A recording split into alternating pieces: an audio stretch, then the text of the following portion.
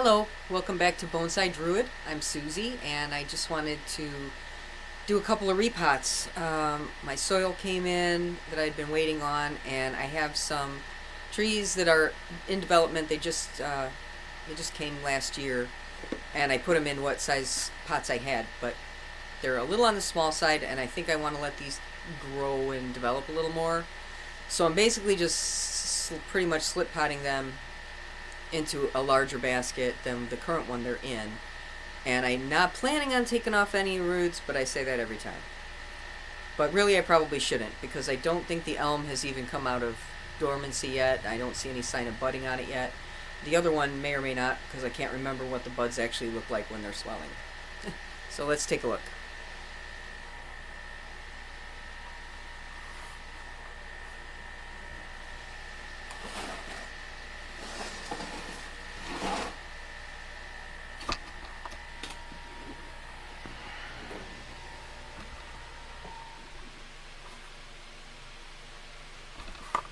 Oh, no.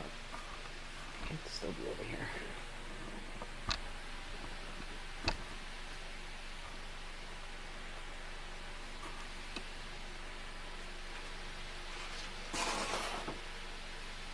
Okay, so I have this one here, which is in a pot.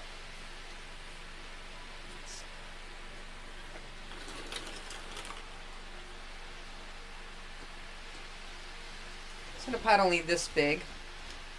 It's rectangular though.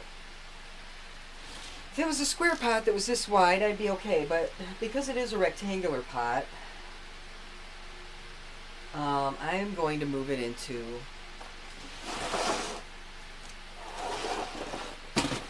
this size. Back far enough for you to see it.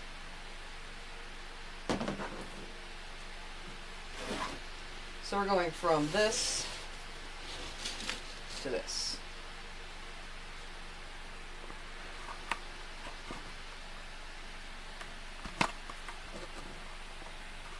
You can kind of see the pot size difference there.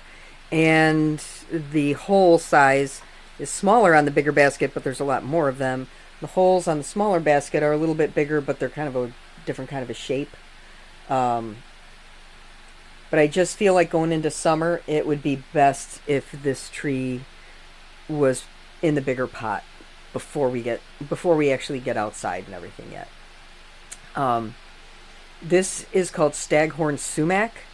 It is native to the U.S. I don't know how far its range goes, but I'm in northwest Indiana, and I'm sure it covers and I think it goes down to zone 3, so not sure exactly where it grows. It does love to develop. I have this growing out in the yard. It's just the wild version, and it sends a lot of runners like out into the yard from this like side rows that we have, which have blackberry and some other stuff, and this. And I really always walk by it outside, and I like seeing it change through the seasons. I like that it's a native plant. Technically, there's a kind of a lemonade type of a drink you can make out of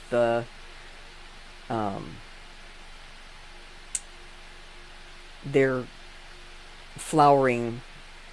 It's like flower and seed all in one. I forget what it's called. It'll come to me, but it's like flame shaped kind of, and it kind of stands on the ends of the branches. Each one of these long branches would have like one of those on the end.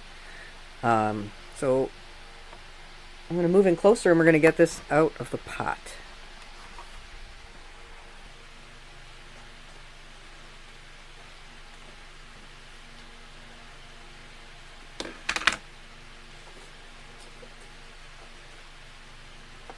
But you can see how wherever this is a leaf bract.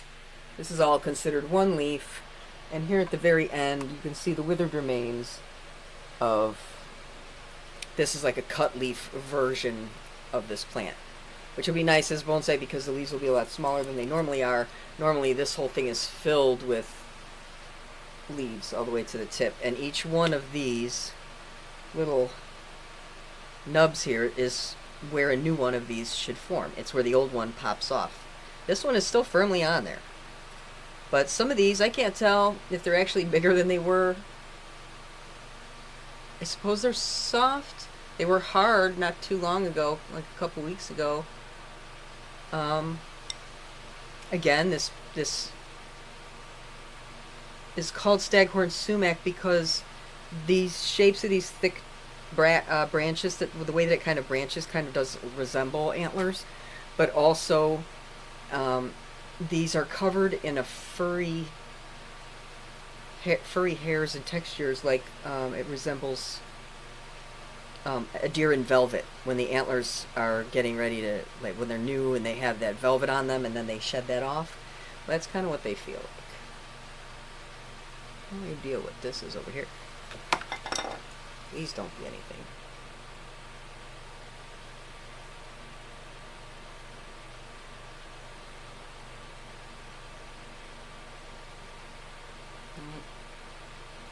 Don't know if that's it's anything. It's not moving.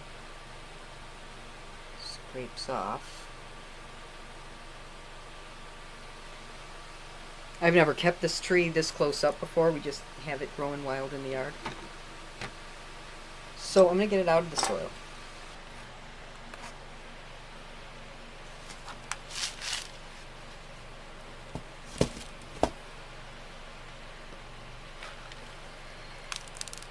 So there's the root system. I'm not even going to knock those rocks out of the center.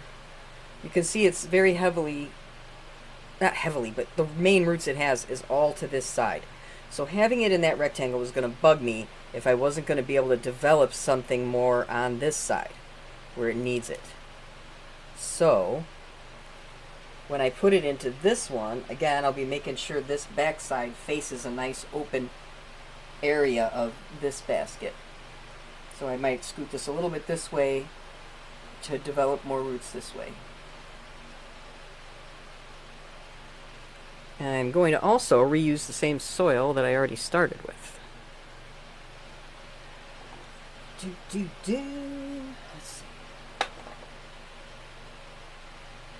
Well, this can go in first.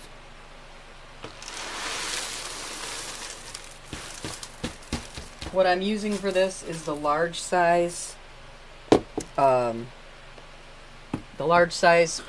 soil from Scenic Hill Farms.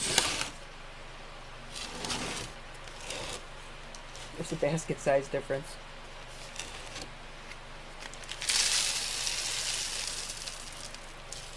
Now, I'm not going to fill this up way high. I don't want this tree to necessarily get really huge or anything, because the trunk size, these things tend to not change much from the diameter that comes out of the ground up the tree. So I may have to, once this grows some roots, then I might start putting a plate underneath it or something to try and help get a nice flatter root base. And then over time let that thicken. Overall, I would like to have at least, if not thicker, at least a little bit thicker and a nicer flare down here at the trunk, at the base of the trunk. And then this diameter up here, the best part of these trees is actually their winter silhouette. So what I want to be able to do is have really nice branching as time goes on. But curves in the trunk, random or otherwise, like, they really help out a lot. Now this is rigid. I am not going to be able to bend anything there. But if I let this go for a year and then cut it back, maybe on the side of this bump out, hopefully you can see it better. You can kind of see it here. Cut it on the outside of there, get a nub up here, have it grow back this way again towards me, and kind of give it a sinuous trunk, more likely through clip and grow. Even these, like these, if you did this would snap. And I don't know if it's just because the sap's rising, but these aren't in general what I would call super flexible at this size even. Oh shoot, where's the camera?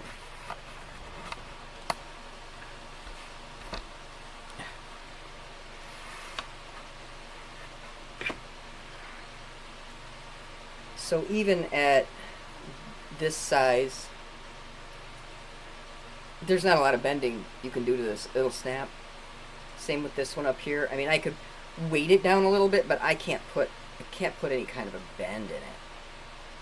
It would have to be through clip and grow. But maybe you can also see there's buds grow in every direction on this. Like these buds, they're all over the place.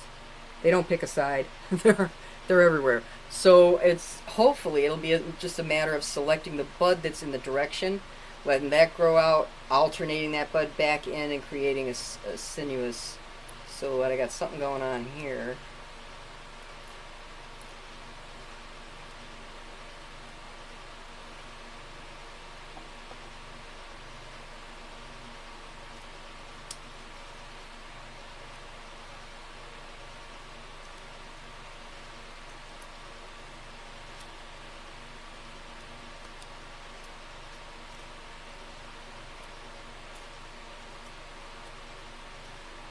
We'll have to see what happens up here. But this is the main part that I'm interested in, is down here. This bulges out just a little bit, but I don't hate it if I can make this part a little thicker. So we're going to go ahead and get this in here. Right now the soil's about that high. You can see the shadow of it. If I get this guy in there, the soil may be up to about there when I'm done. And position, so my rooted side is going to go this way in the rectangle, but more towards me rather than dead center. Put that in right there.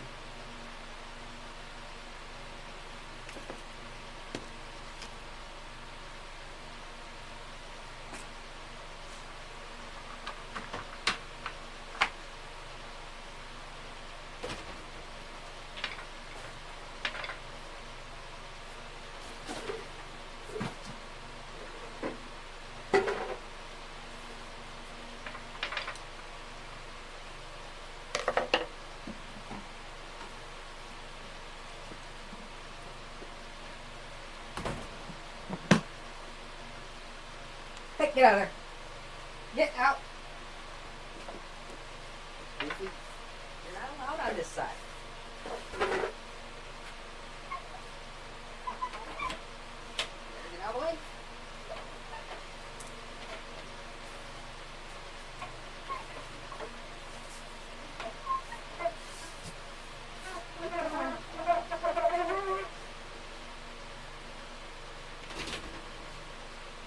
So I got my soil here on a wheelie cart to get it where I need it to be.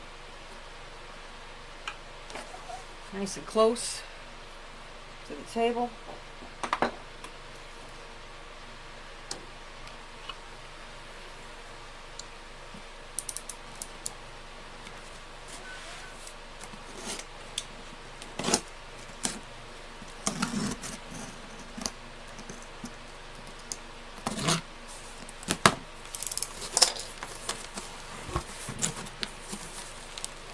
Ah, yes, that looks lovely.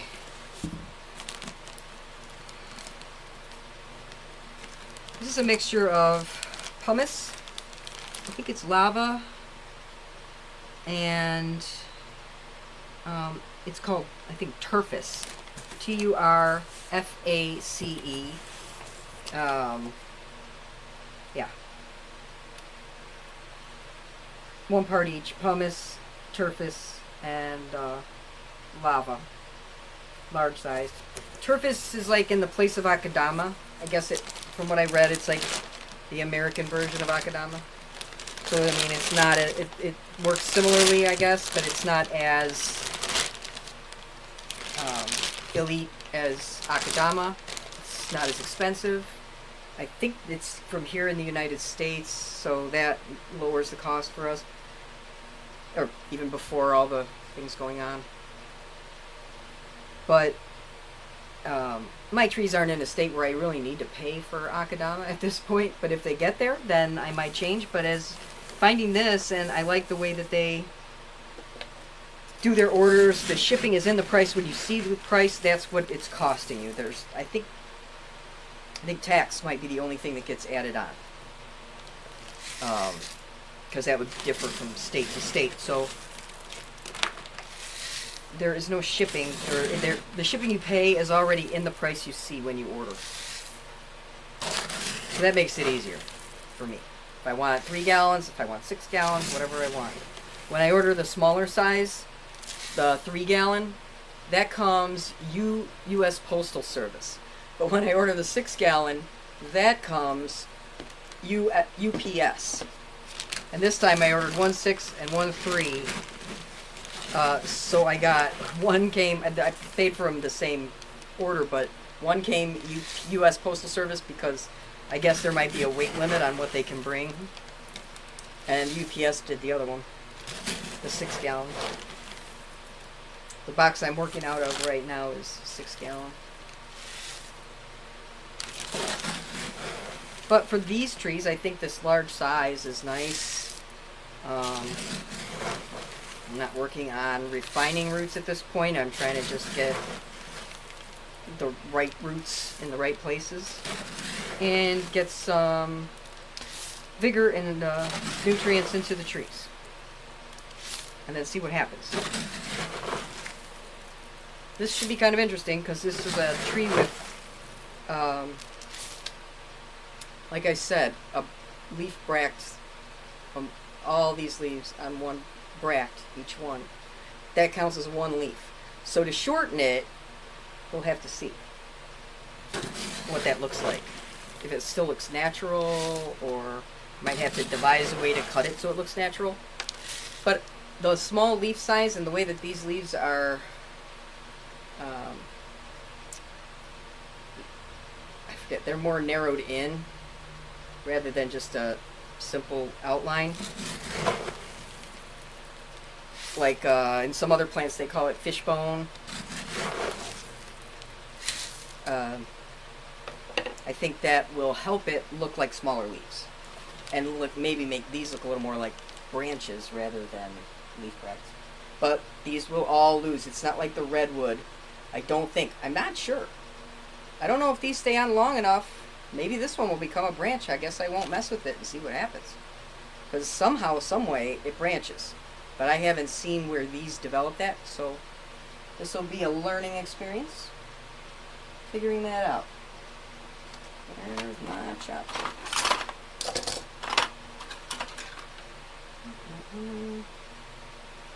This one's not very good.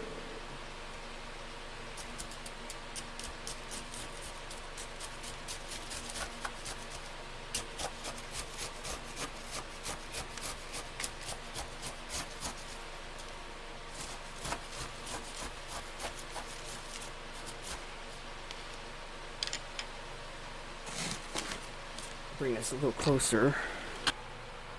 I'm slowly figuring out this camera. I got it on, what's it, like Indiegogo, crowdsourcing, crowdfunding. It's a Logitech camera, but it's got an arm that holds the camera, and I just plug it into the computer, and it doesn't use my phone. Still not sure which one's easier. Actually, this is a little bit easier. I just have to learn my placement. Otherwise, I end up not filming what I'm looking at. But at least it doesn't shut off, which is what my phone kept doing.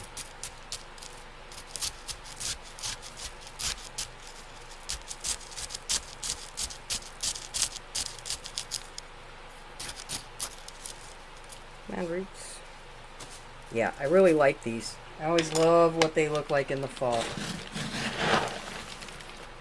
That's when the leaves turn usually really scarlet. At least the ones out in my yard do. I'm not sure what these ones will do, because this is a variety that is, I want to say, dwarfed and has these smaller leaves.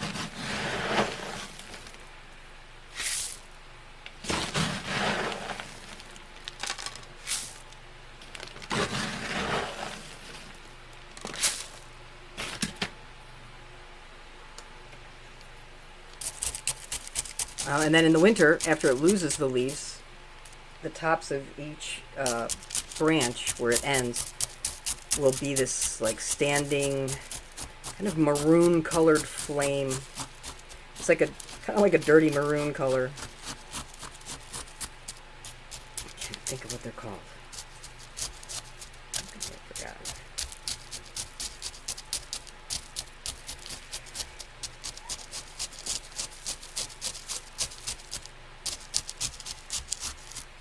Oh, where it probably is. Yeah.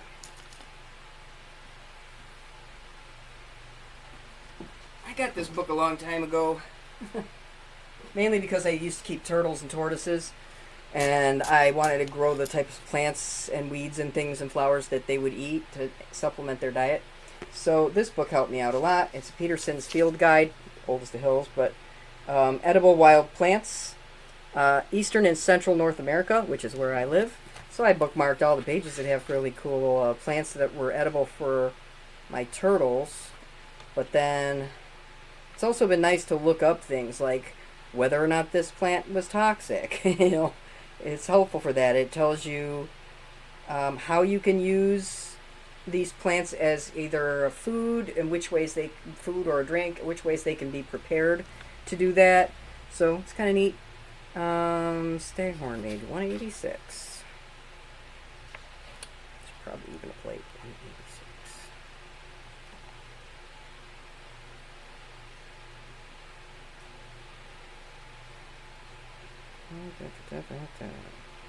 Yeah, this one you can make a cold drink out of it. Oh, what is the name of those fruit clusters?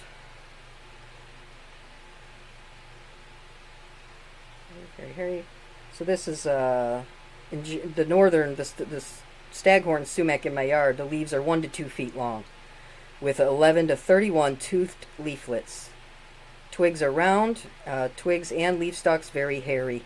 The bark is smooth, dark, with numerous raised cross-like streaks. Can grow up to about 30 feet tall. Mine are not 30 feet tall. They're usually found in upland old fields, which is what my yard is, and openings Minnesota, South Ontario, Quebec, Nova Scotia, south to northeast Iowa, Illinois, central Tennessee, northern Georgia, and Maryland. And it fruits between June and September.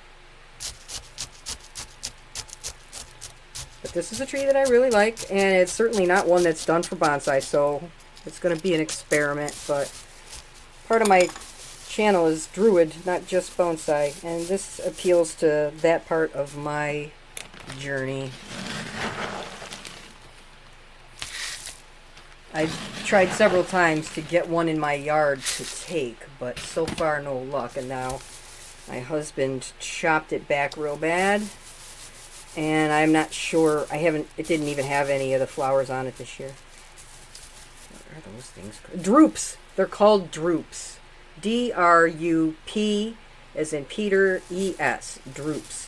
That is what the flower-like top of this plant is called. I wonder if there is a plate of it in here. If there's a plate of it, I'm going to show you.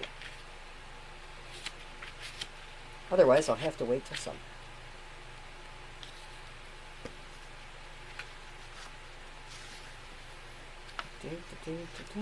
Ah, here. This is a picture of smooth sumac. I have Staghorn Sumac, but the flower looks the same. See this red one down here? There. See that red one?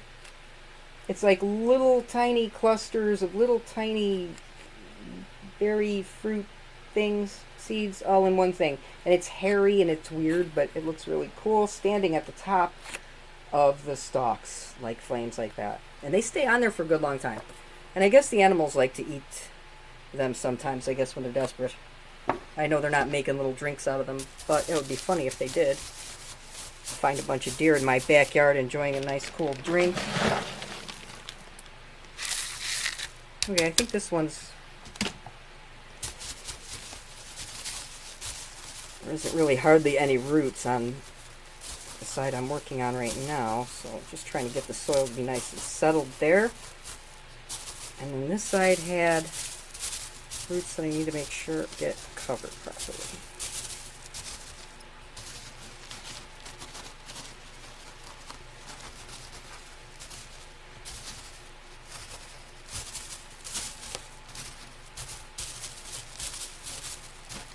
It's feeling good. I always have to resist the urge to wiggle it when I get to this point. Don't wiggle it. Don't mess with it. Just make sure there's no holes. Like right there.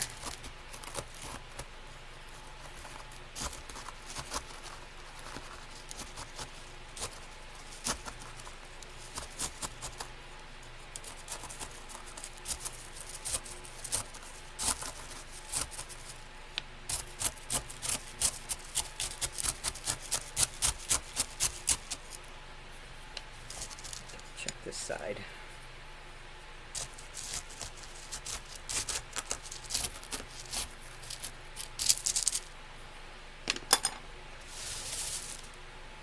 Yeah, this variety is called like Tiger Eyes or something. R-H-U-S Typhina, Typhina, is the genus and species of this tree.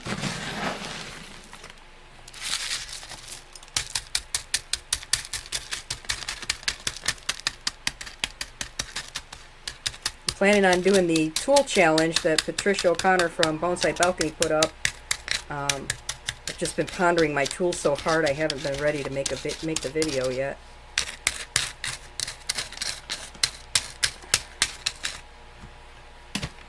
I like it. All right. I'm going to carry this one away and set it over there. Move a little dog. So now we are back to this one. This is my American Elm.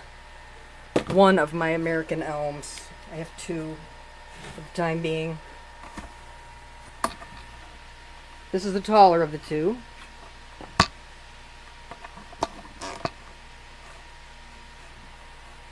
Reaches all the way over there. It comes all the way down to there. Yes, I should trim it, but I don't think I'm going to, at least not until I see it make buds. So we'll see how easy or hard it is to get out of here without breaking off the top. Better turn it around this way.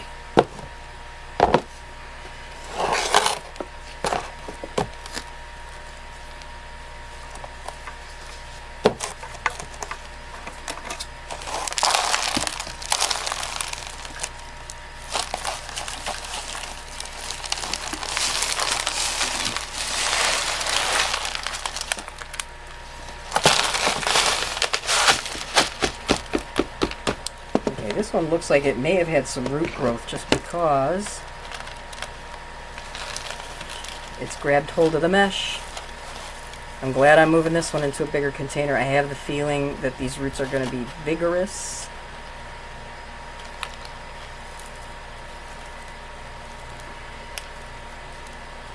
Yeah, it's already started to grow down into the mesh.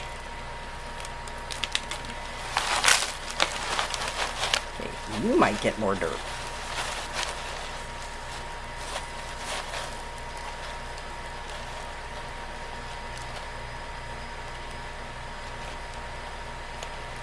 Now this is kind of wet because I just watered it. I don't think that's enough. Let's go further.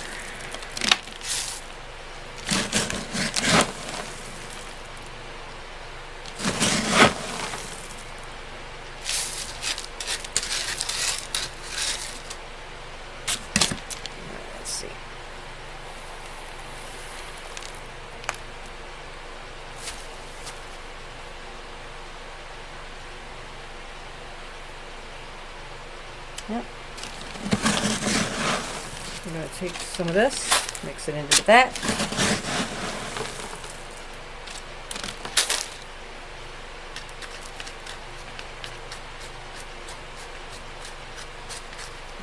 Yeah, this is a smaller particle size, but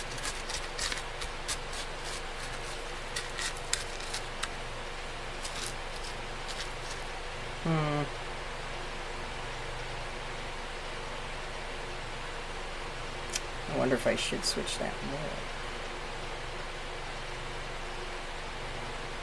Yeah, we'll let it do what it's going to do. I will mix this together a little bit more.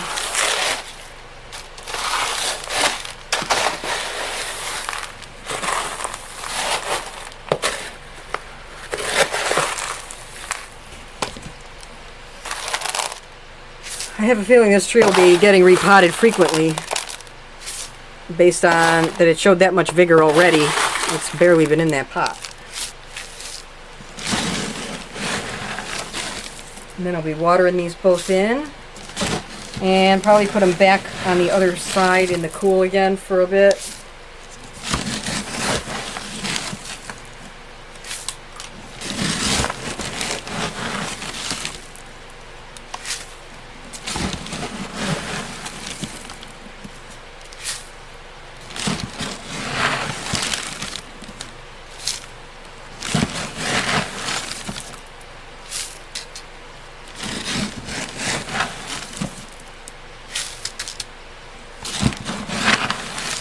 So just repotting these two, and I kept most of the original soil of this one in here too,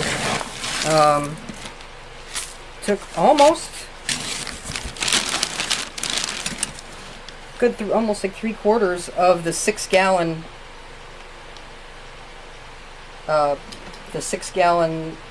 bag of soil. Substrate, I should call it. It's really not much soil in there. Chopstick.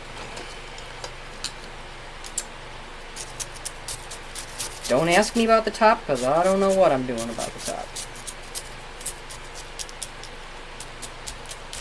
I will wait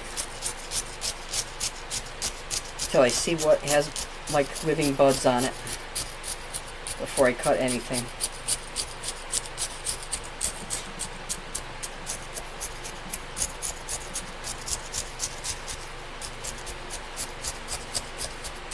I remember back in the early 90s when I first saw that tree on the roadside after having moved out here, and I was just like, oh, I got to get that tree. Tried several times. I had to stand on a guy's monster truck one time just to get up high enough to get seeds and cuttings from it, and I couldn't get neither seed nor cutting to take. I never really had good luck with seeds, and only so-so luck with cuttings after all this time. I'm getting a little better, but it's usually with kind of like the bomb-proof stuff like ficus.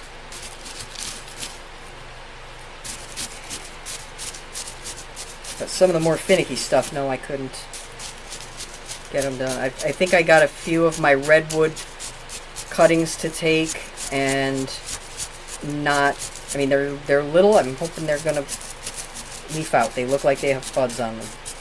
One of them did leaf out, so I have that.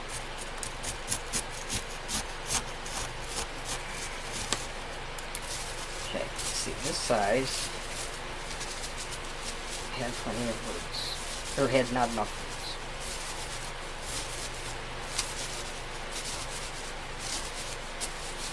Or did I spin it already? Now I don't remember. Shoot.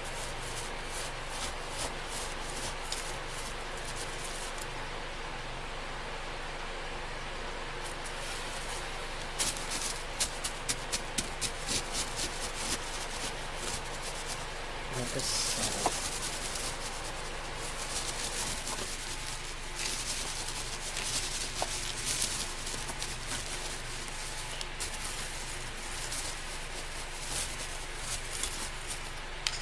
Just trying to make sure there's a good marriage between the root ball, the repot, and the new soil. So the old soil and the new soil. I should say the old edges of where I removed it. Or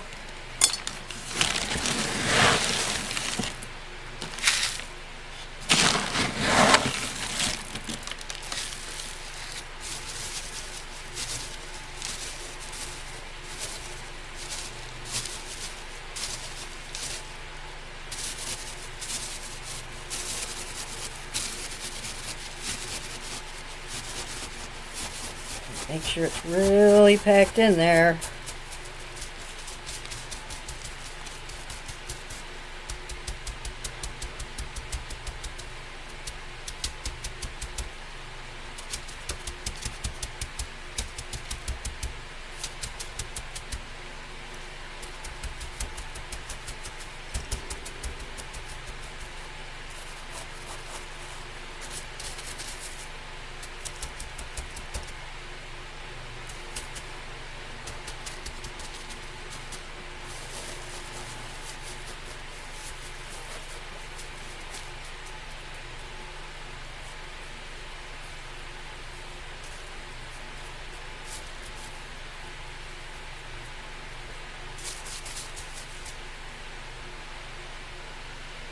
Okay.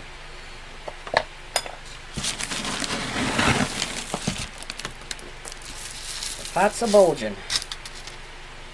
These are going to take up a lot more space.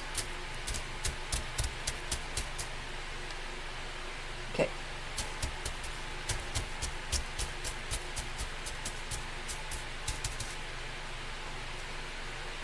Okay. So thanks for sticking with me for this video. I know it was really long, especially because I only repotted 2 trees, but they needed to be done, and it takes time. So now that I got the first elm and the first sumac repotted, I have the second sumac and the second elm to look at, and we will see how they're faring in their pots and whether or not they need an upgrade into these larger baskets. And that'll be my next episode. Hope to see you there. Thanks for watching Bonsai Druid.